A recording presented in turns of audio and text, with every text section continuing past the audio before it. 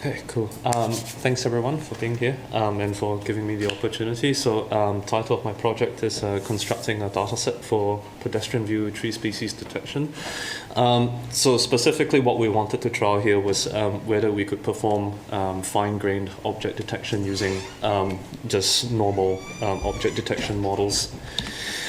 So before we go any further, just some special thanks to people on this page, Patrice, David, Mitchell, all of whom are in the Intelligent Vision Systems Lab, and also Kaiti.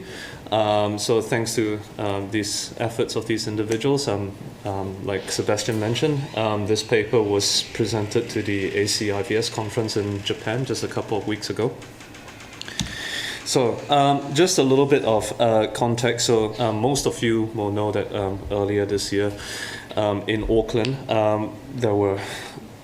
there was a flood that caused quite a lot of damage, and it's really brought up the topic of how urban expansion, construction of houses and high-rise and suburban sprawls, what sort of pressure that places on our climate and ecology. And there's numerous studies which we won't really talk about or go into that examine the impact that urban forests can have on this sort of negative impacts that we get from urban expansion, along with improving social and mental health outcomes. Just as an example, urban forests are proven to mitigate things like surface runoffs, which are a huge driver of floods in urban areas. So Auckland has a urban forest strategy, which is aimed at three key objectives: knowing, protecting, and growing our urban infrastructure. And the knowing section of this strategy is especially relevant to us because it strives for better understanding of the status and trends of our urban land usage as it relates to urban forests, and also aims to look at the benefits and the risks and pressures that the urban green infrastructure faces. So of course this made me really excited because there is kind of a lot to explore in this domain. As far as computer vision is concerned, trees are not really something that you traditionally explore a lot of. I think previously there's a lot of effort being made into analysis of aerial photography of trees, but something at a street view or pedestrian view that really gives you access to trees within city limits is kind of still new expanding area of study. But unfortunately, every single time we tried to come up with a computer vision task that we thought was interesting, we kept running into the same problem, which is that there is no systematic annotated visual data for Auckland trees at all. So we had to take a step back and go to square one, which is how do we go about collecting this data in the first place. And this ties in very nicely with the urban forest strategy that Auckland has, because it aims at collecting an inventory of our existing tree assets and being able to monitor them. And we wanted to take advantage of some recent developments in object detection models that aim to make these models more accurate, but more importantly faster, to see if we can use it to enable tree census. So some contributions. One is an annotated image dataset of select Auckland urban tree species. A proof of concept acquisition methodology where we've combined existing Geodata Hub data with Google Street View data. Demonstrating pre-annotation using limited public data, but with a pre-trained fine-tuned model. And finally, we want to demonstrate near real-time inference using these models on an edge device. So I'll try and skip through this really quickly, but essentially, just to talk a little bit about our methodology. So we first start off with Geodata Hub data. And from here, we basically obtain a list of registered tree species in the Auckland area, along with coordinates of those trees. What we then do is we use those coordinates to find the closest Google Street View panorama using a Street View API. We then do a little bit of pre-processing to focus on the CBD area and some of the central suburbs, and we use those IDs to obtain the Street View panoramas and metadata using a proprietary piece of software. Of course, those panoramas come out in equirectangular projections, so we do need to apply a little bit of perspective transform to it. So each panorama that we obtain, we acquire 7 field of views from the panoramas. Each field of view is about 100 degrees because that corresponds roughly to a human view. And we take them at 45-degree yaw increments across the panorama at a slight 10-degree upward pitch, because the urban trees tend to be really close to the vehicle that's driving past it. What we then do is we pre-train a model on some publicly annotated data. So this data was taken from Nanjing University. They had a very small selection of a couple hundred images, and most of these were just nicely curated images that were taken by the team, labeled by the team, where the trees were nicely in the foreground. That's obviously not what we get in our panoramas. We get all sorts of confusing objects in our images. But what we then do is we use this fine-tuned model to produce preliminary bounding box predictions on our unlabeled data, which we then manually improve using labeling software. And while we're at it, we also try and include some additional metadata. Is the tree occluded? Which parts of the tree are occluded? Does the tree look like it's a sapling or an adult? Does it look like it has leaves or not? So on and so forth. We then do data splitting. So we want to separate our data into training, validation, and test sets. And what we found is that we had to separate it at the panorama stage. If you tried to separate it at the field of view stage, we noticed some models cheating and memorizing local context, even though you're looking at different parts of the panorama. So there's something there that we probably need to explore a little bit better to try and maybe do some proximity-based splitting, but that's somewhere down the line in the future. What we then did was we trained a mix of YOLO V7 and V5 models of varying sizes. Again, the focus here was not just on prediction accuracy. We also wanted to look at inference speed as well, and what sort of trade-off that we're looking at. And finally, the fun stuff, which is out-of-sample detection. So split into 2 parts. 1, we just grab a bunch of random Google images, and 2, we deploy one of the lighter YOLO V5 models onto a Jetson Nano Edge device and do live inference on a live video stream. So a little bit about the panoramas that we got before I go any further. Most of the panoramas that are acquired on Google Street View are relatively recent, so that means in the past 12 to 18 months, so that's good. Unfortunately, if you look at the left graph, we have a problem, which is that most of the panoramas are captured in June, which is of course a fantastic time for trees in Auckland because it's in the middle of winter. Thankfully, most of the assets tend to be close to the panorama. You can see most of them lie between under 30 meters from the panorama position.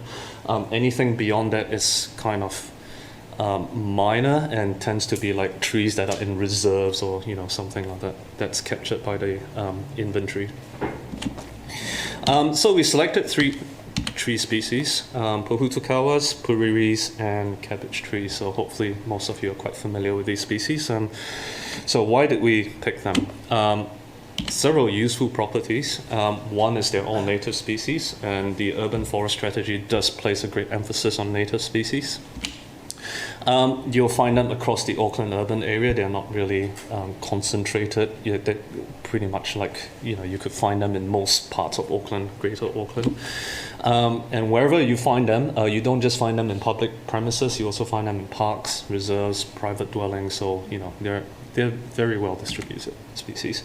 Most importantly, they're evergreen, which means we don't have to deal with the whole June panorama capture issue. If anything, this kind of provides us with an interesting future data point, because if any of these species that we notice do have some form of foliage loss, we can probably conclude it's something to do with state of the tree or health of the tree, something other than seasonal variation. That being said, it's not all great. As most of you know, pohutukawas can change appearance dramatically, even without loss of leaves, so that's an example. And also pohutukawas, even though you might look at a single pohutukawa species, you do have a wide variety of cultivars, which is an issue, especially cultivars where you have variegated leaves, which is where the leaves have multiple colors. Cabbage trees are incredibly hard to localize just because when they're young they look like that, and when they're a little bit older they have a very abnormal looking branch structure, which makes them a little bit hard to separate. In fact, at sapling stage you probably can't differentiate it from grass at all. So we tend to focus on more adult specimens when we're labeling. Puriris just don't look very distinct at all. That just looks like most trees to me before I started this project. You do get some flowers and fruits in winter, but they're very small and they're not really visible when you're 30, 40 meters away from the tree. So we do have some problems here. So just to give you a little bit of visual of what the acquisition splitting looked like. So that's an example of a panorama that we grab at the top. I've cropped off the top and bottom parts of the image because it's mostly just useless data. But you can see this in equirectangular projection. So we split it into an 80-10-10 ratio. And then from each of these panoramas, we obtain 7 crops, and all of those are transformed into perspective view. So some results, some quantitative results. So here you see 2 sets of numbers on a YOLO V7 tiny model, which is what we opted going with. And we trained it on single and multi-class objectives. Single meaning just find me any tree. Multi-class meaning give me some fine-grained differentiation between the species. Can you identify one of those 3 species that I want? So you can see that encouragingly there's actually not that much performance loss going from one to the next. I will show you some comparisons if you promise to not actually compare the numbers. And the reason for that is because, first of all, there are no common benchmark data sets in this domain at all. There's no benchmark infrastructure that's released in any of these papers. So it's very hard to compare accuracy and inference speed and those sorts of useful metrics. Secondly, those studies have very, very different aims. We wanted to focus on just simplifying data annotation and also performing inference on edge devices. Some of these other studies were not just looking at fine-grained detection, they were also looking at things like panoptic segmentation, geopositioning, visual estimation of tree profiles, those sorts of things from monocular images. And finally, obviously, mean average precision as a metric is affected by the number of classes you're predicting, and in our case we're predicting 4 classes, which is not a very big number, whereas some of these other studies were predicting something like 12 or 13 different species. So here's a couple of images of the portable computer vision system that we did on a real-time edge device. It's not very portable, it's actually pretty heavy, but on the right you'll see some examples of some images, some frames that we snipped, and some of the live detections that were being performed on the frames. I wanted to include a video, but it was a little bit large, but if you really want to see it, I can show it to you a bit later. If you're thinking it looks a bit suspicious that there are so many other trees, you're probably right, and that's because YOLO V5 we noticed had a little bit of classification. The classification performance just wasn't that great when it came to distinguishing between other trees and name trees. And then if you look at some of the other images, you can see that cabbage tree down there. Remember what I said about localizing? It just looks like a clump. Some details about the edge device. So this was done on a Jetson Nano 8 gigabyte edge device with 2 Basler cameras. Both of those cameras were synchronized using propagation trigger shutter. If you're wondering why 2 cameras, it's because we wanted to perform some other CV tasks at the same time, which I'll talk about a bit later. So here's a better looking result using the YOLO V7 tiny model. You can see this is obviously a more powerful model. It's still small and lightweight, but it is attempting to give you some meaningful labels and provide some sensible predictions and not just arbitrary. What you might notice is that some of the trees that are in very shaded or very exposed regions, those labels don't necessarily look correct. Sorry, it's a little bit small, but trust me when I tell you some of them are wrong. And we'll touch on why a little bit later. So here's the out of sample test that we did just by grabbing random Google images. So here's some positive samples. So you can see it's correctly identified the tree species. It's sort of correctly localized it. On the left, you see the multi-class model. On the right, you see the single class model. And you'll notice that in the left-hand side corner, that tree that practically has no foliage on it, it's still identified that, but that's just because we've labeled it that way. Remarkably, it actually recognizes that as a pohutukawa, in spite of the fact that 95% of the pohutukawas in our data set were just green. And here are some negative samples, which are always a bit more fun. So again, you can see issues with localizing. It looks like it has a single crown and it just has some weird trunk and branch structures. It's easy to tell why the model gets easily confused by that. Here's another strange one, but I think this one has more to do with non-max suppression settings on the model, which is prediction or inference time setting, which we can easily deal with. But you can see that it's doing overlapping predictions, and it's not entirely confident of the species. So here's an interesting case. So both of these frames are the same tree. They were taken from 2 separate frames in that edge device video, edge device page that you saw earlier. And you'll notice both times the structure of the tree looks mostly consistent. The only difference is that one image is really overexposed, and you lose a lot of texture and quality over the leaves. We didn't really look at class activation mappings. I would love to have looked at that and seen what was actually triggering those species labels. But it's obvious that lighting conditions is a bit of a challenge, and because we're dealing with open geo data where you have no control over the quality of the images that are being acquired, this is obviously going to be a big problem. Future work. So one, obviously, get more data. This was a solo endeavor, so I think I labeled about 1,000 plus, maybe 1,200, 1,300 images of trees. Which was a great way to spend summer. And second is obviously, we mentioned earlier about the data splitting and these models being able to memorize local context very effectively. You probably want to look at some way of splitting them by proximity as well, just to make really sure it's not picking up on anything else. You probably want to extend the methodology a little bit. So I mentioned lighting exposure. Lighting and exposure conditions, so you probably want some way of adaptively handling that, because again, you just cannot control under what conditions these images are taken. Tree species are nice hierarchical trees. You have a genus, you have a species, which means that you maybe want to look into using hierarchical multi-label classification. That's future work as well. If it predicts the wrong species, you want to penalize it a little bit less than predicting the wrong genus, for example.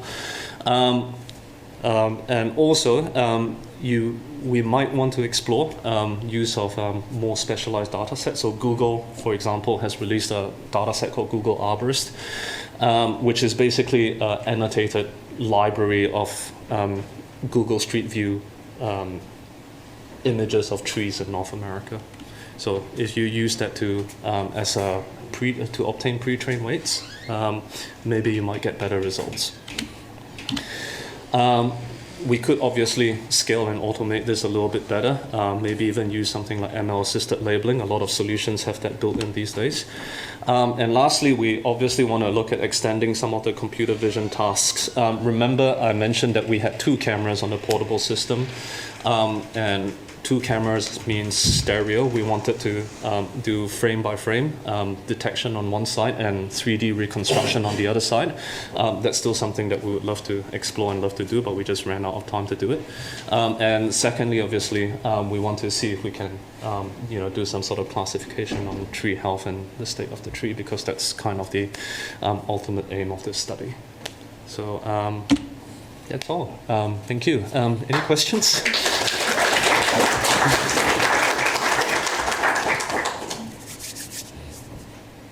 No? Yeah. Was your video down at the KPMG offices? Yeah, that one was kind of obvious, wasn't it, in hindsight? Yeah, that was at the KPMG office. It was even done on a KPMG laptop. Don't tell them that. Yeah. I'm just curious, why V5 and V7 and not V6? So that's a good question. V6, the release notes and the papers for V6 were a little bit opaque. Yeah, and just did not offer a lot of insight or explanation on how the model works and the architecture of the model and those sorts of things. And we needed something that we could meaningfully get some benchmarks on, especially with regards to speed. And V6 just wasn't very well explored or published, at least not when I looked. Yeah, I know there is a V8, but it also has the same issues. Again, not well explored, not well studied, not well published. Yeah. Yep. I'm just thinking about this problem. You try and see the tree from the forest, but is it possible to sample the pictures in such a way that you get more of an exposure of the leaf? Yes, but yes, absolutely. But I think that one's a pretty well-plumbed problem, which is identifying the species through the leaf. Yeah. Especially if you have a very macro view of the leaf itself. I see the chemistry are very spiky. Yeah. Well, you say that, but there are species called dragon tree, which looks remarkably similar to cabbage tree as well. And we still noted instances of being confused with palm trees and that sort of thing. If anything, it's probably that other tree category, the where we lumped everything else that wasn't specifically species labeled, that is causing the classification issues. Well, there's also another opportunity too, right? As same site, different time. Yeah. If it has no leaves, it's not a perfect carbon. Yeah. It's deciduous or, yeah. Or very cynic. Yeah. But that's something that you should be able to pick up from at a kind of a distant view as well, because you notice, you definitely be able to see things like texture changes and things like that in the crown of the tree. Yeah. The identification of trees, using a very close-up view of leaves, that one's a very well-explored solution, I think. Yeah. So here we wanted to focus more on shapes, textures, that sort of thing. So is there a myrtle breast monitoring system coming out soon? Depends on MBIE and Organ Council. But no, well, there's a lot of things we wanted to explore here. It wasn't just monitoring. We really, really wanted to deal with 3D reconstruction, because there's a lot of things that you could play with there. You wanted to see whether 3-dimensional or spatial features could give you some better insight to the state or health of the tree or the age of the tree, or whether the tree needs pruning or anything like that. You would assume that 3-dimensional spatial features would give you a much better insight than just 2D images. Okay, right. Let's thank Martin. Thank you.